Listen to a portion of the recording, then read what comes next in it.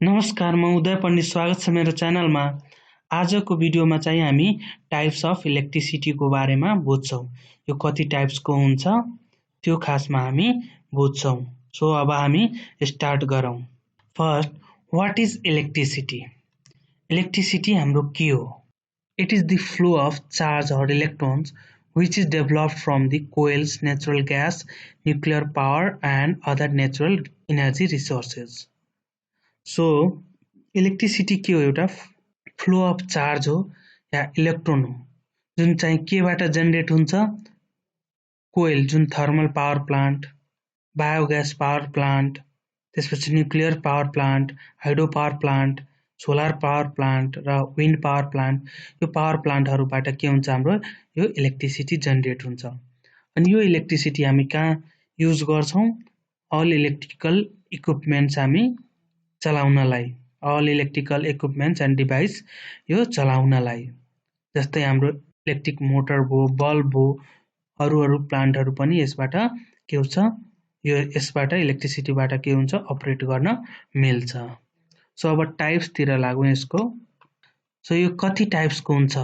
Generally हामीलाई यसो सोध्दाखेरि इलेक्ट्रिसिटीको टाइप्स कति टाइप्सको हो भनेर सोध्दाखेरि हामी के भनिदिन्छौं? एसी र डीसी दुई टाइप्सको हुन्छ भनेर। तर यो के हो? रङ हो। हाम्रो चाहिँ प्राय के हुन्छ? एसी र डीसी जुन छ टाइप्स, त्यो चाहिँ करेन्टको टाइप्स हो खासमा। यो इलेक्ट्रिसिटीको टाइप्स हैन। त्यही भएर यो कति टाइप्सको हुन्छ सोध्दाखेरि यो दुई टाइप्सको हुन्छ। एउटा स्ट्याटिक्स इलेक्ट्रिसिटी, एउटा डाइनामिक या करेन्ट इलेक्ट्रिसिटी। यो चाहिँ फेरि डाइनामिक र करेन्ट इलेक्ट्रिसिटी दुई टाइप्सको हुन्छ, एसी र डीसी।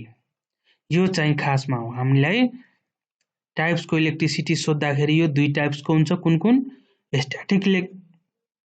स्ट्याटिक इलेक्ट्रिसिटी, डाइनामिक र current electricity.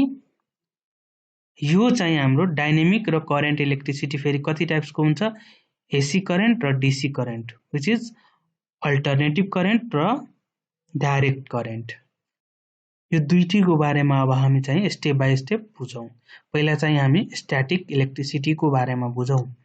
So static electricity के हो?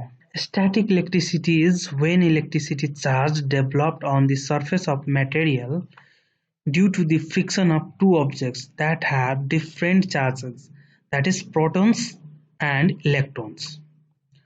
अब यो जुन छ स्ट्याटिक इलेक्ट्रिसिटी कसरी डेभलप हुन्छ? यदि दुईवटा अब्जेक्ट having जुन दुईटैको सेपरेट चार्जेस छ, प्रोटोन्स र इलेक्ट्रोन्स, एउटा पोजिटिभ छ एउटा नेगेटिभ छ, दुईटैलाई यदि रब गर्दाखेरि एकअर्कामा, त्यो केसमा के हुन्छ? हाम्रो स्ट्याटिक इलेक्ट्रिसिटी जेनेरेट हुन्छ। एउटा कुरा, जहिले पनि हाम्रो के हुन्छ? कुनै पनि अब्जेक्ट इनिशियल स्टेजमा यदि दुईटैको प्रोटोन्स र इलेक्ट्रोन्सको संख्या बराबर छ भने त्यो केसमा के हुन्छ? इलेक्ट्रिकली त्यो न्यूट्रल हुन्छ, त्यसमा कुनै चार्ज डेभलप्ड भएको हुँदैन। सपोज इलेक्ट्रोन 10 वटा यता छ भने यसैमा 10 वटा प्रोटोन पनि छ भने दुईटै के हुन्छ? न्यूट्रलाइज हुन्छ, क्यान्सल हुन्छ। त्यही भएर यो इलेक्ट्रिकली न्यूट्रल हुन्छ। तर रब गर्दाखेरि के हुन्छ? फेरि ट्रान्सफर हुन्छ इलेक्ट्रोन, हाम्रो भ्यालेन्स इलेक्ट्रोन अर्को अब्जेक्टमा ट्रान्सफर हुन्छ अनि त्यही भएर त्यो अब्जेक्ट के हुन्छ? अब इलेक्ट्रिकली चार्ज हुन्छ। यसरी नै हाम्रो स्ट्याटिक इलेक्ट्रिसिटी जेनेरेट हुन्छ। अब यसको एक्जाम्पलको कुरा गर्दाखेरि जुन लाइटनिङ र थन्डरम हुन्छ त्यो चाहिँ हो rubbing of plastic comes with hair. जुन हाम्रो कैयौं जुन गर्छौं, कैयौं जुन कपाल हामी जब कोर्छौं त्यो बेला चाहिँ हाम्रो कैयौंमा स्ट्याटिक इलेक्ट्रिसिटी जेनेरेट हुन्छ। त्यस्तै हामी कार्पेट माथि हामी चल्दाखेरि त्यो केसमा पनि यो फ्रिक्सनले गर्दाखेरि यो स्ट्याटिक इलेक्ट्रिसिटी जेनेरेट हुन्छ। अब यसको रियल एक्जाम्पल तिर लागौं। सो अब स्ट्याटिक इलेक्ट्रिसिटीको एक्जाम्पलको कुरा गर्दाखेरि रियल एक्जाम्पलको पहिला हामी ब्यालुनबाट स्टार्ट गरौं। यो ब्यालुनको कुरा गर्दाखेरि यो ब्यालुनलाई जब हामी कपालमा चाहिँ रब गर्छौं त्यो केसमा के हुन्छ? हाम्रो कपालबाट यसमा के हुन्छ? नेगेटिभ चार्ज ट्रान्सफर हुन्छ, हाम्रो इलेक्ट्रोन्स यसमा ट्रान्सफर हुन्छ। अनि त्यसपछि यो के हुन्छ हाम्रो स्ट्याटिक कि त्यसपछि यो नेगेटिभली यो चार्ज हुन्छ, स्ट्याटिक इलेक्ट्रिसिटी यसमा जनरेट हुन्छ। अब त्यो ब्यालुनलाई यदि पेपरको पिसेजनिर लग्यो भने त्यो केसमा के हुन्छ, यो पेपरको पिसहरूलाई यो एट्र्याक्ट गर्छ। ठिक छ, यो यसरी नै यो ब्यालुनमाथि हाम्रो स्ट्याटिक इलेक्ट्रिसिटी जनरेट हुन्छ। इभेन तपाईहरु यदि यो ब्यालुनलाई यो कपालमा रब गरेर वालमा छोड्दियो भने वालमा पनि यो एट्याच हुन्छ। यो किनभने यो ब्यालुन जुन छ अब नेगेटिभली चार्ज भइसकेको छ, त्यही भएर। अब अर्को कमन इक्जाम्पल छ हाम्रो घरको, जब हामी काइयो गर्छौं त्यो बेला के हुन्छ, हाम्रो नेगेटिभ चार्ज यो काइयोबाट हाम्रो यसमा चाहिँ ट्रान्सफर हुन्छ, यो हाम्रो कममा, प्लास्टिकको कममा। ठीक छ, अब यो चार्ज जुन ट्रान्सफर हुन्छ, अब यो काइयोलाई यदि पेपरको पिसनिर लग्नु भयो भने त्यो केसमा यसलाई पेपरको पिसलाई यो पनि किन यो अब यो कमले पनि एट्र्याक्ट गर्छ। किन एट्र्याक्ट गर्छ, अब यो किनभने नेगेटिभली चार्ज भइसकेको छ। ठीक छ, अर्को चाहिँ हाम्रो पेनको पनि हो। बच्चामा हामीहरू साना छँदाहरू स्कुलमा के गर्थ्यौं, पेनलाई चाहिँ हाम्रो कपालमा चाहिँ के रब गर्थ्यौं, अनि रब गरेपछि त्यो पेपरको पिसहरूको नजिक ल्याएर अनि म्याजिक जस्तै गर्थ्यो। तर त्यही भएको कपालमा रब गर्ने बेलामा के हुन्छ, हाम्रो इलेक्ट्रोन त्यो पेनमा ट्रान्सफर भएको हो, अनि पेन चाहिँ हाम्रो नेगेटिभली चार्ज भयो, त्यही भएर हाम्रो पोजिटिभली चार्ज पेपरको पिसलाई के गर्छ, एट्र्याक्ट गर्छ। यो चाहिँ हाम्रो स्ट्याटिक इलेक्ट्रिसिटीको रियल एक्जाम्पलहरु भयो। अब अर्को मेन जुन छ हामीलाई यो स्ट्याटिक इलेक्ट्रिसिटीबाट हामीलाई हार्म हुने चाहिँ लाइटनिङ एउटा प्रोसेस छ, त्यो चाहिँ खासमा यही हो, स्ट्याटिक इलेक्ट्रिसिटी हो। अब त्यो खासमा कसरी हुन्छ, यो जुन छ हामी एउटा क्लाउड ल्याएको अनि तल हाम्रो यो अर्थको सर्फेस हो। अब यसमा लाइटनिङ कसरी हुन्छ, यो जुन लाइटनिङ जुन थन्डरम हुन्छ त्यो कसरी हुन्छ यो। अब हामीलाई रेनको हाम्रो रिसाइकल थाहा छ, के हुन्छ, पन्ड या सीमा जुन पानी भएको पानी हुन्छ त्यो इभापोरेट भएर के हुन्छ, माथि जान्छ। माथि जाने बित्तिकै त्यो पानी के बन्छ, क्यूब बन्छ, आइस क्यूबमा परिणत हुन्छ र वाटरको ड्रप्सलेट्सहरुमा। अनि एयरले गर्दा दुईटै बीच के हुन्छ, यो फ्रिक्सन हुन जान्छ, जुत्छ एकअर्कामा। अनि फ्रिक्सन रबिङ हुने बेलामा त्यो के हुन्छ, पोजिटिभ चार्ज जनरेट हुन्छ या नेगेटिभ चार्ज जनरेट भइरहेको हुन्छ। अनि यो गएर कहाँ बस्छ, यो बादलमा गएर बस्छ, क्लाउडमा। त्यही भएर एक साइड यो पोजिटिभ हुन जान्छ र एक साइड नेगेटिभली हुन्छ। कुनै सेपरेट पोजिटिभ पनि हुन जान्छ क्लाउड, अनि कुनै होल नेगेटिभली पनि हुन जान्छ। अब क्लाउड बीचमा पनि के हुन्छ, हाम्रो लाइटनिङ हुन्छ, र क्लाउड भित्र पनि लाइटनिङ हुन्छ, पोजिटिभ र नेगेटिभ चार्ज फर्मेसन भयो भने। तर यसले गर्दा यो माथि हुन्छ, यसले गर्दा हामीलाई केही समस्या छैन। जुन हाम्रो क्लाउड र अर्थको बीच जुन लाइटनिङ हुन्छ, यसले गर्दा चाहिँ हामीलाई धेरै खतरा छ। अब यो खासमा कसरी हुन्छ, अब यो जुन आइसको जुन आइस क्यूब छ र पानीको ड्रपलेटमा दुवैमा घर्षण जुन रबिङ भइरहेको हुन्छ माथि, त्यसले गर्दा के हुन्छ, पोजिटिभ र नेगेटिभ चार्ज त्यसमा क्लाउडमा भइरहेछ। तर एउटा यस्तो केस आउँछ जुनमा क्लाउडमा के हुन्छ, नेगेटिभ चार्ज बढी जान्छ, इलेक्ट्रोन्सहरुको चार्ज बढी हुन्छ। अब एक्सेस भइसकेपछि के हुन्छ, अब यो इलेक्ट्रोन चार्ज अब यो क्लाउडले डिस्चार्ज गर्न खोज्छ। अब डिस्चार्ज गर्न खोज्दाखेरि अब माध्यम के हो, अर्थ र यसको बीचमा त के हो, इन्सुलेटर, एयर हो। अब एयर पनि के हो, ब्याड कन्डक्टर हो, तर इजिली यो चाहिँ कन्डक्ट गर्न सक्दैन। तर एउटा लिमिट पुगेपछि यो पनि एयरको के हुन्छ, इन्सुलेसन ब्रेक हुन्छ, अनि त्यसपछि यसले इलेक्ट्रोन एलाउ गर्छ तल आउनलाई।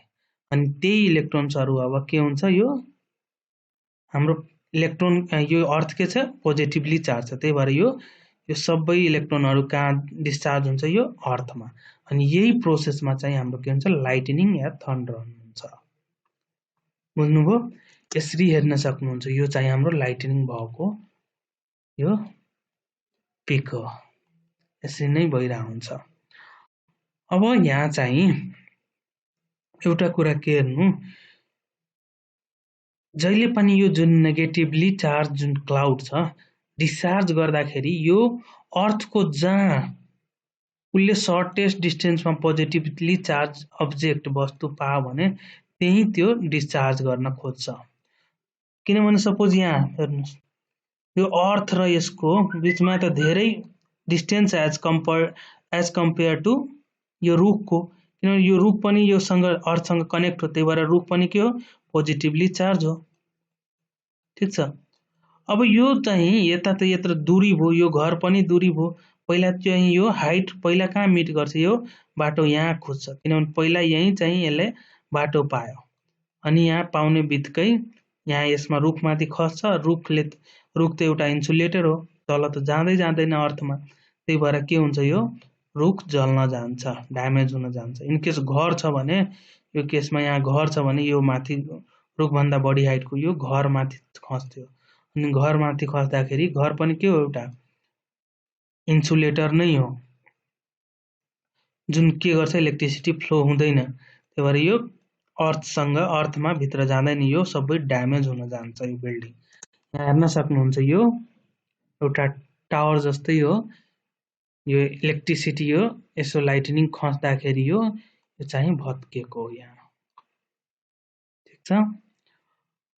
अब यसको उपाय त के, यो त खसिरहेको हुन्छ, यो चाहिँ हाम्रो टावर माथि पनि खस्छ, टावर माथि भयो, यो टेलिकमको टावर माथि, हाम्रो ट्रान्समिसन लाइनको टावर माथि, यस्तो हाइट भएको ठाउँहरूमा यो चाहिँ खस्ने सम्भावना बढी हुन्छ।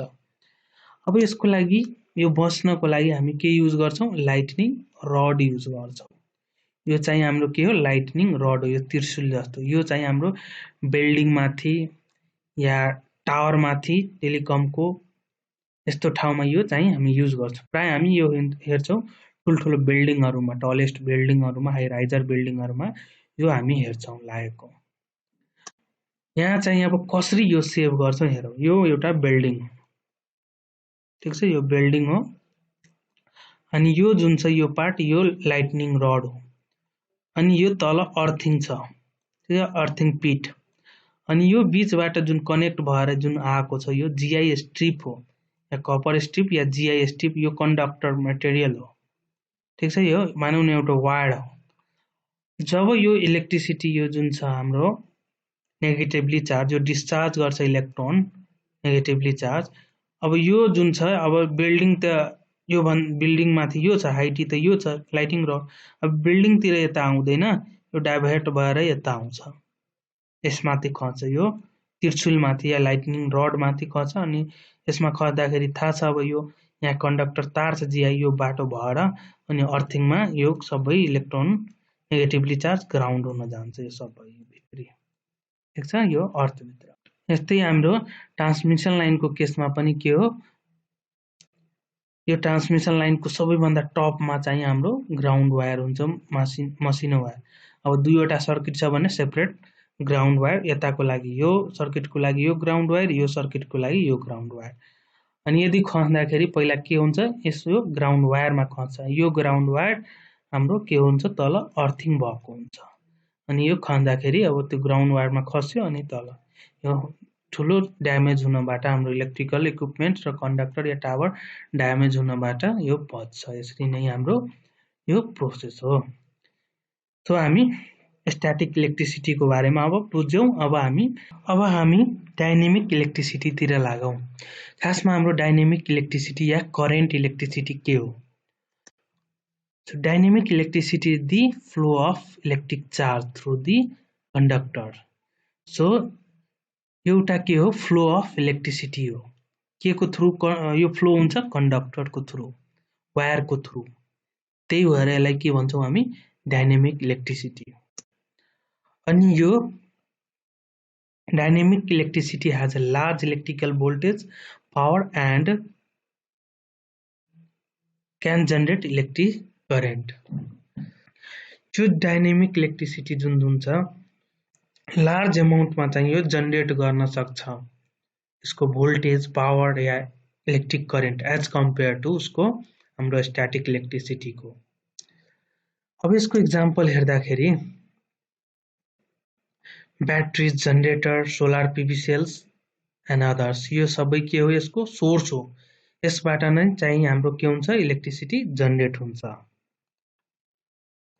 ब्याट्रिजबाट हाम्रो चाहिँ के हुन्छ ब्याट्रिजबाट डीसी जनरेट गर्छ ठीक छ अनि जनरेटर जुन हाम्रो hydro power plant thermal power plant wind power plant यो केसहरुमा चाहिँ हाम्रो जनरेटर जुन लाग्या हुन्छ त्यो चाहिँ हाम्रो के हुन्छ मेकानिकल एनर्जीबाट इलेक्ट्रिकल एनर्जीमा कन्भर्ट गर्छ जुन इलेक्ट्रिसिटी हाम्रो के हुन्छ डायनामिक इलेक्ट्रिसिटी यसले एसी जनरेट गर्छ त्यस्तै हाम्रो सोलर फोटोभोल्टेइक सेल्स हो यसले पनि के गर्छ हाम्रो यो डीसी जनरेट गर्छ सो यो सबै हाम्रो डायनामिक इलेक्ट्रिसिटी को यो सोर्स हो यसबाट नै हामी डायनामिक इलेक्ट्रिसिटी जनरेट गर्छौं यो चाहिँ हाम्रो ब्याट्री हो ब्याट्रीलाई हेर्न सक्नुहुन्छ एउटा पोजिटिभ साइड र नेगेटिभ साइड यो डीसी जनरेट गर्छ यो डीसी बाट चाहिँ हाम्रो यो बल्ब जलिरहेछ अर्को चाहिँ हाम्रो डिजल जनरेटर पनि डायनामिक इलेक्ट्रिसिटी कै सोर्स हो यो एसी जनरेट गर्छ त्यसपछि हाम्रो सोलर सेल भो सोलर प्यानल भो यो पनि हाम्रो डीसी जनरेट गर्छ यो ग्रिड कनेक्टेड हुन्छ अफ ग्रिड पनि यो सोलर प्यानलहरु हुन्छ यसले के गर्छ डीसी जनरेट गर्छ डीसी इलेक्ट्रिसिटी अब यसको डिफरेन्सको कुरा गर्दाखेरि static electricity it generate from friction यो दुईवटा अब्जेक्टको बीचमा रब गर्यो भने चाहिँ त्यो केसमा चाहिँ यो जनरेट हुन्छ तर यो it is generated from source of power plant यो चाहिँ पावर प्लान्टको थ्रु यो जनरेट हुन्छ डायनामिक इलेक्ट्रिसिटी जस्तै hydro power plant thermal power plant nuclear power plant wind solar यो सबै यसको जेनेरेसनको सोर्स हो अब यो चाहिँ it can not be flowed in electric सर्किटमा यो फ्लो हुँदैन तर इट क्यान फ्लो यो कन्डक्टरमा फ्लो हुन्छ यो इजिली डिस्चार्ज फ्रिक्वेन्टली डिस्चार्ज भइदिन्छ यो स्ट्याटिक इलेक्ट्रिसिटी तर यो हुँदैन अब यसको एक्जाम्पलको कुरा गर्दाखेरि lightning hair comb friction carpet friction यो सबै स्ट्याटिक इलेक्ट्रिसिटीको एक्जाम्पल हो त्यस्तै चाहिँ हाम्रो डायनामिक इलेक्ट्रिसिटीको ब्याट्रिज भयो जनरेटर भयो सोलर पीवी सेल सो यो ओभरअल चाहिँ सानोमा एउटा डिफरेन्स हो difference between static and dynamic electricity so यो भिडियोमा हामी चाहिँ टाइप्स अफ इलेक्ट्रिसिटी कति टाइप्सको हुन्छ र स्ट्याटिक इलेक्ट्रिसिटी डायनामिक इलेक्ट्रिसिटी के हो त्यो चाहिँ हामी बुझ्यौं सो आशा गर्दछु कि तपाईहरु यो भिडियो बुझ्नु भयो होला so thank you for watching this video हामी फेरि भेटौला अर्को भिडियोमा